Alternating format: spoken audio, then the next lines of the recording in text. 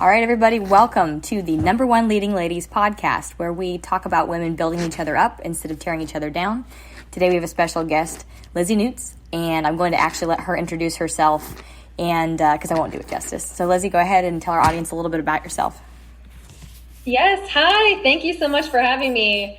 So as she mentioned, my name is Lizzy Neutz. I own a real estate investment company called Advent Equity Partners. We primarily focus on multifamily properties. I actually got my start in single family around almost 2 years now. That's crazy. And then transitioned fully into multifamily really about a month ago. So I'm kind of like a newbie, kind of not. I'm like in that phase where I know a lot, but haven't actually acquired my first property. And then I also host a women's entrepreneur meetup each month. That started back in December, and it's been great. Awesome. So I'm excited to be here. You have a lot going on, which is really great because for somebody that wants to get into, eventually wants to get into fundraising, that's something that I'm unfortunately having conversations with people who are like, how do I raise funds? I'm like, well, you want to start first before you have a deal and become a thought leader. So doing a meetup or doing something where you're getting out there first is way better. People get to know you, they get to trust you, like you, that triangle. You don't want to wait till you have a deal to start raising funds. So, you're doing it the right way. For sure. Exactly. And actually, that's kind of why we, my partner and I, we got into, I'm not sure if you're familiar with Rod, Sleep Group, Cash Flow Warriors. And that's why we got in there because, it was either like we were going to get into multifamily and kind of know people, kind of not know anybody, and then also not have any knowledge. So we were like, why don't we just kickstart it? And we did. Yeah, that's great because, again, a lot of the podcasts I get to be on, people ask me, this question over and over again, and it's kind of getting old and tired, but, how do you do your first multifamily deal? And it's literally what you're doing is exactly what I say. Get educated. Connect with people. So everyone gets educated different ways. Some people like to teach, read books. Some people like to go to conferences. Some people, like me, have to learn hands-on. Otherwise, I don't learn anything. Not nothing, but it just sticks forever if I'm on site looking at how things should be looking when you're looking for a value add or whatever, So there's so many different ways to learn, but just, do that first. So you're doing awesome. This is actually going to be a really good interview because what I'm going to do is, or what I am doing before the end of 2020 is I'm putting together a book. It's called Women in Multifamily Real Estate. So WMFRE. And what I'm doing is the chapters are made up of these interviews. So I'd like to feature you in the book. And if we don't like this interview later, cool beans. But I would really appreciate it where you're at right now because there's, you're not alone.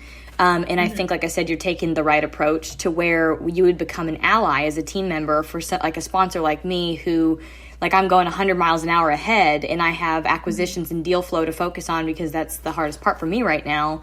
If somebody else already has skill sets and they already they understand it, they're not going, well, how do I do all of it? And you're like, oh my God, I'm not going to slow down and stop what we're doing to teach each person on the team.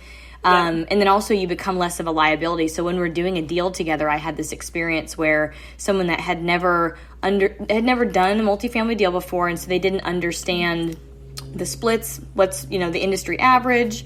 They didn't really understand the PPM, how that, again, there's kind of some boilerplate information that's in a private placement memorandum, et cetera, but these things became very scary for that person and caused a lot of legal issues, and people tend to sue when they're scared. So I'm glad that you're educating yourself, and so that won't be a thing. You're just like, oh my God, I get it. We're gonna do mezzanine debt, or we're gonna put a lien here. We're gonna, you get it. Yeah.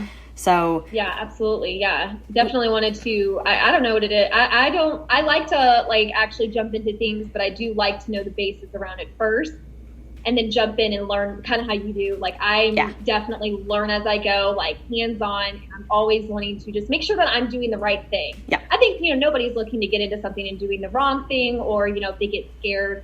But it's definitely learning the difference between being scared and then just asking people questions on how to handle a situation. Yeah, exactly. And so one of the ways that there's multiple tiers to learning, book learning, conferences, videos, hands-on, whatever. But one I mentioned to this guy, how'd you learn so much is what he asked me. And I go, well, I did all this stuff for about a year before I even put my first LOI in. And I really wasn't ready, actually, when the opportunity came. But I had someone by my side that had done this for 10 years. And so this person wasn't, I wouldn't consider them a mentor. I guess I would consider this person a sponsor, because they knew me well enough, watching me learn and watching this stuff about me, to financially vouch for me, to say, oh, yeah, this person can close. Oh, yeah, this person can raise money. Oh, yeah, worst case, I'll sign on the loan, whatever. But that's another great way to learn, is having that person that, you're like, okay, I'm doing this with insurance. They're like, oh my God, no, call this commercial agent who has this huge umbrella. You know what I mean? Like, they just know what to do. It saves a lot of time. Yeah, commercial agents has definitely been tough, at least for a newbie, and I'm sure a lot of newbies, to get in and let them know that you're serious and that you can close. And I get it. I 100% get why they would be nervous. I'm sure they've been hurt before. They're still nervous with me sometimes. I'm going to be super honest. I just now have gotten to the point, and not even. Sometimes, like, I'm going to go meet with a broker right after this. And my old school buddy was like, why are you not having face-to-face broker meetings every week? And I'm like, because I'm trying to analyze deals. Now I have 2 people that are analyzing deals, so now I can focus on this part, right? So, but they still are kind of like, But now that we have a teammate that is just a total kick ass with raising funds, so I mean, she can do up to $8 million. You know what I mean? Like, if it's a good deal. So once you have a team member like that, or once you have a fund that you're friends with, and there's a 1 or 2, if you ever wanted to know, that they're very much focused on multifamily. That's only value add multifamily. Some funds are for tech, whatever. But those people are hungry for this kind of stuff. So those would be good connections. And I'm not always going to have a deal. You know what I mean? I've Ashley Wilson and Anna Kelly and a couple ladies in the industry, because I want us to, help each other, not compete. There's been times where they've had a deal and I didn't. And so I'm putting that equity with them, because I'm like, well, you guys have to make a return, so they have a deal, I don't, So, and that always comes back. Yeah. And I want us all to help each other. So, love that. Yeah, having that ability to go to the broker and say, we've closed some deals, is cool, but even that sometimes isn't enough. Even having a resume. I guess if you haven't closed with them, they're like, oh, beware. Correct. Yeah, and I even had a situation where I've kind of had to not tell the broker everything. You know what I mean? Because for me, I've done stuff where it's like, you know what, you just frickin' figure it out. Even when you're stuck in a situation, you figure it out. And I have. So I had a situation where I go, oh, this deal is going to be real easy. There's going to be 4 partners. We're just going to take it down together. I don't have to raise any money. This will be great. And one ended up freaking out because they were newer. And anyway, so then I'm like, all right, no big deal. Like, there's no pressure. We're just going to go raise what you're not bringing. Yeah. That's it, Exactly. Yeah. So exactly, it's not a problem. So that broker, I'm not calling that broker going, oh, hey, we have a problem. Like, do not do that. Don't. Just no. Yeah, just call. Like, another thing that someone told me recently that I was like, why did I not think about this? When you're fundraising, go to other syndicators, go to other principals, and like I said, if they don't have a deal and they may have investors that are still looking right now and they need to place capital ASAP and they just don't have a deal. Or even sometimes I've dealt with other syndicators that they have their own deals. We all, I think, invest some capital in our own deals. And then when you have some returns and kind of cash sitting around, you invest in other people's deals. So they'll invest in your deals too. Yep. So I never even thought about that. And I'm like, those are the people that are going to be the most comfortable investing and the least pain in your butt because they get it. You know what I mean? So just putting that out there. Good information to have, for sure. So I'll definitely do that this time. Now, Lizzy, I want to talk a little bit more about you. What would you say? So one thing that I like to ask is, what you're doing right now is your own business. You know what I mean? You're not working for anybody else. You're working with as partners, and it's your own, whatever you negotiate is whatever you're going to be doing, right? So what I find is that any entrepreneur that we have on our show, whether they are, they have an ice cream business, whether they, have whatever, there's so many different ladies that have been on our show. There's always a point in time where you're bootstrapping it, you're paying for everything yourself, and then you get your first deal or you get your first whatever wave of income is, and then you can start kind of scaling a little bit. But I think all of us, well, there's a lot of people that are probably listening right now out there in the real world who are going like, opening your own business is really scary because, or not scary, they actually think it's scary, but it's glamorous. So, you have so much time, you're able to take off whenever you want, yada, yada. And in reality, there's just a different reality. So you're bootstrapping it when you start, paying for everything yourself. If you're me, you're starting your first business on credit cards, you know what I mean? Paying for legal retainers. Living with your parents. I mean, there's all kinds of different ways to do stuff. How did you get started, kind of making some sacrifices? And then you may not be there yet, but if you are, this would be like a great way to explain how you got there. Once you pay, bootstrap, and then start seeing some traction, then you're like, how did you do that part? Like the starting it stuff. Yeah. So, I actually got started when I lived in Utah, and I mean, same day we went down, we actually filed our business downtown and then went directly to Chase Bank. We opened up a bank account and got a credit card. That was the first thing. So, I mean, we actually have 2 different Chase credit cards. Chase, I think it's preferred credit card. Oh yeah. Those are the good ones. That we put everything on. And when I say everything, I mean everything, which is, it's not a bad thing because you can utilize credit in a good way to where you can get points and things like that back. But also there is a way to take advantage of it and get stuck in a little bit. And, we've been in both. So, and I just think that's kind of more so a learning experience that we had. And honestly, since then, we've kind of been up and down. So, like I told you, I did single family. And I didn't start even putting my toes into multifamily until January of last year. So when we started, I guess it was in, I want to say January of 2019. So we got started in January of 2019. And it's just kind of been like a whirlwind. I mean, we moved back home to Kentucky, started investing in our home market, and then we partnered up with somebody, and we were doing multifamily and single family. So we hadn't really had that much consistency, which is why I eventually chose to focus solely on multifamily. And I've even talked with a couple other people that are doing similar things. They're like, there's no shame in getting a part-time job while you're trying to support your business, or just doing something on the side to kind of help support. Especially when, you want to put most of your time. When I was in single family, I mean, I only looked at single family properties. I looked at multifamily, but my priority was single family. If I had a part-time job or anything, my priority is still multifamily properties, because I don't want to work a part-time job. I don't know about you. I have. But that's not my end goal. And so, we're still kind of up and down, still working the wave. But I'm definitely very hopeful, and I'm just grateful to be in the position that I am and have all the knowledge that I have to be able to, get me to where I want to be in the future. Yeah. I mean, I think that having a part-time job for a while is normal. Super. Even if it's a full-time job. There are several engineers that I know that are principals here in Dallas-Fort Worth, and their biggest transition, which is hilarious to me. But again, I don't have kids. I'm not married, so I can just... I took on a roommate, and now I essentially between a rental and this, kind of live for free. So I'm I'm good. I don't care. But some people want a lot more, and so I know that will happen. But for me, my joy comes out of doing things like this, and comes out of putting women together to do a team, to take down a deal or whatnot, or different. So I got a call. So I scrolled a little bit. Okay, you're good. You're good. No, I do love that you like to put women together. The part-time job. Totally normal. And these people that are making buku bucks, being an engineer, they have a hard time even transitioning. They've made tons of money doing multifamily, and they're still well, I guess I'll stay longer.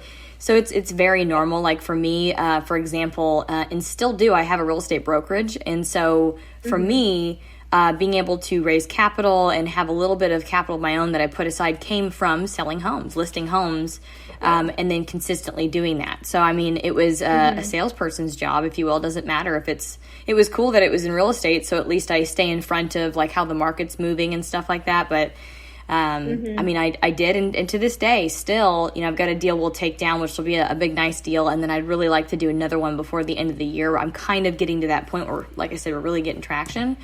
But it's taken 3 years, for people to pay attention to me. You know what I mean?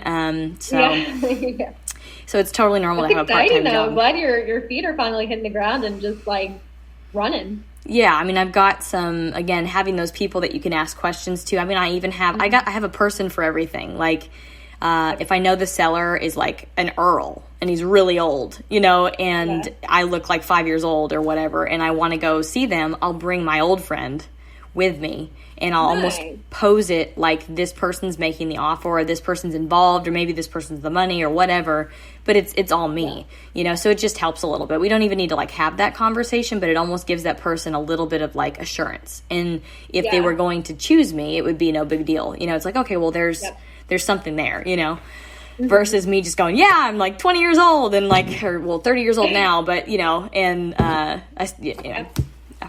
No, absolutely. I mean, that's like the biggest part. I mean, I was just talking to a friend who is wholesaling single family. And she got a deal because a similar situation. He's an old guy and she's a young 20-year-old. But similar situation happened for both of them, and he absolutely adores her because she understands him. It's all about building rapport. And so, of course, he's going to sell to her over anybody else because of that rapport that was built. Yep. Yeah, I mean, I've spent time spinning my wheels. I'm not going to lie, thinking that, you can send postcards over here, you can da-da-da-da. There's a guy down the street that owns an apartment, and how I got, like, the broker couldn't even get in touch with him. And I was like, come on, man, his office is right frickin' there, and he's an attorney. So I just made an appointment with him to talk about if I was going to get married, because he's a divorce attorney, how would it work? Because I don't actually know. So we had a really great conversation. You just get them to talk about them, and I knew the asset conversation would come up. Like, how do we divide assets, that kind of thing. Because he'd be like, well, what kind of assets do you have? I'm like, apartments. So then, of course, I knew that conversation would come up. But, and it did. And he ended up being nuts and basically going, I want too much. And then me going, well, I'll be right under that. But, here's my offer. And him actually taking my backup offer because the other guy was jacking him around. But then when I went to see him physically in person, it was like, well, now it's another $800K higher, And so basically my buddy Carrie and I were like, well, okay. And then we leave and he goes, he's so full of shit. But anyway, he'll maybe come around. He's got some family issues going on, some health stuff, and so at least he knows, hey, I literally live 4 streets down the road. I know what this deal is capable of doing, even if you want to stay in the deal and not take a capital gains hit when you leave. We could even do that or trade shares or whatever. So, absolutely. So yeah, working part-time, credit cards, totally part of the process. And I just kind of want people to know that it's not easy. And there are certain things that I used to do where like in your head, you're kind of going, well, how many months of savings do I need to have to start a business? And it's like, it doesn't really work that way. Like you could, but then you'd never get started, Yeah. I mean, you can have a year's worth of savings. That's not going to say that your business will be off its feet in a year. Right. I mean, it could. But, I don't necessarily think that you should bank on it. I would definitely stick with a full-time or part-time gig until, you feel comfortable enough to get, leave. Yeah. And that's why, like you said, a lot of people are still even in their jobs because they are getting an easy paycheck. That they're like, why would I give this up? I know this really well. Like, it's guaranteed, which to me is crazy because I want to travel, but. Right. Well, they would do the thing where they're like, well, I'm going to scale back. Like at the engineering, instead of working 5 days a week, I think he got to 3 days a week or something. And then I was like, then they're going to taper it down to 2, right? And he's like, yeah, but they don't really love that. So, but yeah, definitely getting started is not something that just happens one day. You just have to decide that you're going to do it. Mm-hmm. Like I had a conversation with a CEO years ago where I was at that place where I was like, how much do I need to have saved up? Whatever. I'm finding that it's more about the knowledge base. So if you have zero effing experience, pardon my French, but if you have no experience and you have a partner that does, and you can put in the sweat equity and help them ping, ping, ping, do this, do that, and you're young and you're energetic and you learn really fast, that combination is kind of like a really good combination, and someone that then would be able to look at their track record and know that they're with you. I mean, it's kind of a no-brainer. You could raise funds. There's a simple software out there that I use. I forget what it's called, but it's under Palo Alto software where you can just make your own projections on what your business will do, whatever your business model is, whether it's multifamily or whether it's like I'm starting a tech business next year is when I'm going to launch it. But it will be involving education. It will be involving women. It will be involving real estate in general. But that to figure out what your projections of what your income is going to be, what the users are going to pay for it, their churn rate, meaning how the people are going to drop off and leave, et cetera. So, but having an experienced partner is, I think, the quickest way to skip like a lot of brain damage or beating your head against the wall. Like, why can't I do this? Because they just don't know what you're capable of yet. And then over time, or getting into a program. One or the other. Yeah, explain that for our listeners. As far as multifamily, what does that mean? Like a program? Yeah, so I got into Rod Cleef's, and pretty much what it is we had a high performance coach who we got on a call with once a month for like an hour. There was also, and he just kind of helped us at least look over our 90-day action plan that Rod provided for us. Answered any questions that we had about multifamily. With the program, there was a course that you could go through to learn more information. I think twice a month, there's a coaching call with everybody to where you can learn more and ask questions. And then there was, I guess it was another high performance call, but that's like a group one with Rod usually. And that's just to kind of dig out your passions and things like that. It's more focused on you and not necessarily multifamily, which I think is important too. You need to know where you're coming from and what you want, and focusing on your personal life as well, because that's just as important if it's actually more important than your business.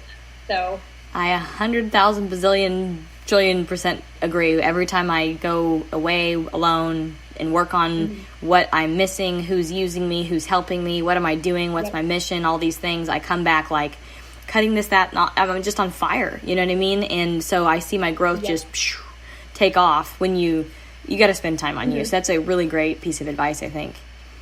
Yeah, absolutely. So a lot of programs look different, and it's just finding one that works best for you, and that just happened to be the one that worked for us. And definitely finding out what drives you and what's your purpose is very important. Right. Because I mean, if you're coming to me, for example, and talking to me about what you're doing, if you're not like 1,000% in on supporting women and helping women create financial inclusion, blah, blah, blah, like you can read all the things on my website, but basically putting women ahead of where we've been and making sure that we're using our full potential, then I don't even want to like take your money. Like that's just, so you need to know that to know like who you align with. And I think you should do deals with people that you align with, like truly. Yeah, no, absolutely. You 100% sure you should. And I'm honestly, now that I'm thinking about it, and just what sparked my mind, I'm not even for sure if I was allowed to say that. What? About Rod's program. I signed an NDA, so I'm like, so could you cut that out? Well, what did we discuss? Just how there's a coach once a month. You guys kind of go over your own personal goals. Did you say anything? Yeah, I just want to make sure that I'm not stepping on anyone's toes. Maybe just say that, it's, I guess I can redo it if you want. Sure. Let's start over right now. Just what do you mean there are programs that people can do when it comes to getting educated? Yeah, so just with the program, I'm in Rod Cleef's, and it just depends on, there's just a lot of people, a lot of connections with investors within the group, and obviously, we're learning along the way, and it really just depends on what fits your need. We just looked into it more, and it ended up being what fit best for us. Obviously, we paid in for this program, but it was a program that we gained so much knowledge, not only on the like raising capital side, but also in investing in multifamily and syndication as well. Yeah. So that's something that, like I was mentioning earlier, if someone takes the time to do a program like that, again, figure out like what those people are all about, and does that align with who you are as a person, then because there's several options out there, but that would help get someone up to speed real quick, and then not real quick, but get them up to speed in a reasonable time frame instead of putting money here, poking around, like, making mistakes that are unnecessary, and then, get together with experienced people and then be able to kind of rock and roll. So I think that's a great resource. So typically there's 2 more questions that I ask on the show. There's not enough time to ask both, so I'm trying in my head to think which one would be the best. I'll ask this one. Lizzy, what would you say has been your biggest win so far? Ooh, honestly, my biggest win has to be with my women's entrepreneur group, and at my second meetup in person, I had over 55 women there, and I had started with only 10. Wow. So if you could imagine, for me, that was like, I mean, that was insane. I was like so elated that I got all these women together to be able to network, connect with each other, and just learn from one another. And I know that seems kind of like a small win, but to me, it was like such a big win, because that's really my passion, is helping other women just really support each other. So that was something that was huge for me. That is a really big win. I mean, in this industry. So was that meetup specifically for multifamily, or just in general women's meetup? Just a general women's entrepreneur meetup. Okay. Yeah. And if our listeners are interested in getting more involved with that, I'm sure that we're online right now, but things are changing kind of quick. How can they get involved with your group, and what's it called? Yeah, so you can find it on Facebook and meetup.com. It's called the Empowering Women Networking Group. Kind of a mouthful, but you should be able to find us on Facebook and Meetup. I have groups on both. Okay, very cool, very cool. So you've got the meetup, which is great. Again, thought leadership, again, when you're getting involved with multifamily and you're wanting to be an active person in multifamily, being able to get together with people and show them how much work you've put into your brain, how much you've got going on, and again, get people to know you, because you can kind of pick it up, in the first little bit of knowing someone, kind of what their work ethic is probably like, kind of, a little bit more about them. So hopefully we'll be able to update any information about in-person meetups on the actual meetup or on the Facebook group. But for now, y'all hit up Lizzy's group online. And then if anyone wants to ask you questions, because I'm sure there's going to be more questions about interpersonal things, like, are you in a relationship? Are you not? Are you know what I mean? Like how does this really work real life? How can people get in touch with you moving on after the podcast? Yeah, so you can find me on social media. I have a Facebook and an Instagram, and you can find me just at, literally, it's Lizzy Neutz. Pretty plain and simple. And I think that's the best way to reach out to me. I'm pretty active. I try to stay active and post not only about real estate and my women's group, but about personal things for me as well, because I think that's just how you reach people. Yeah. You don't reach people just based off your business. You reach people want to follow you for you. Yeah, correct. Okay, I'm just going to ask it anyway. One quick last question, then I'll ask for the best way to reach out to you. If an email or phone number is better, but before we get there, one last question. I just want to ask, what has been your biggest lesson? I think my biggest lesson is, and something I had to learn the hard way, is to not scale too fast. And this was actually in my single family business. And we tried, actually, when I merged with it was just another partner. He had his own business. But when we merged, which we're not together anymore, but I upped our marketing bill. Well, I didn't. His marketing bill was already where it was at, and he wasn't scaled all the way to where he needed to be either. But it was way higher than what I was comfortable with, and I let it happen. And so we ended up losing out on, I'm going to say like 10 grand probably. Just because we were not in the position to scale as fast as we were trying to market at. We just didn't have enough people. We weren't training enough people, on the acquisition side. I mean, we weren't personally invested at least as much time as we should have to be able to support that. So that's my biggest thing, is just scale slowly and scale to where you're comfortable, and don't get into anything where you're uncomfortable. What would you do now to get yourself to a comfortable place to scale? In that same situation, or just in general? Yeah, I guess now, so you're going, okay, hit the pause button, let's start a new partnership, let's start over. What did we learn from last time, and how are we going to go about doing it this time to avoid that issue? Yeah, I definitely think it was a learning experience. I obviously know where I'm comfortable with. We're not really doing single family anymore, so that's not that big of a deal, but we are looking to market to multifamily, going direct to sellers. So I know where I'm comfortable with. And then my other partner that I've been partners with the entire time is my boyfriend. He knows what he's comfortable with. And so we just kind of talk about it and what we think is best for our business and what we can actually, handle. And I think that's just the best thing, is just having open communications with your partners on what you can do. Sorry to interrupt. How often do you guys have regular meetings? So we meet, we're together all the time, but we actually have a meet once a week on Mondays. We'll go and walk around our little neighborhood and just kind of talk about what needs to happen to make our business move and not stay stagnant. Yeah, I think that's about right. We do the same thing with our team, whether people can make it or not.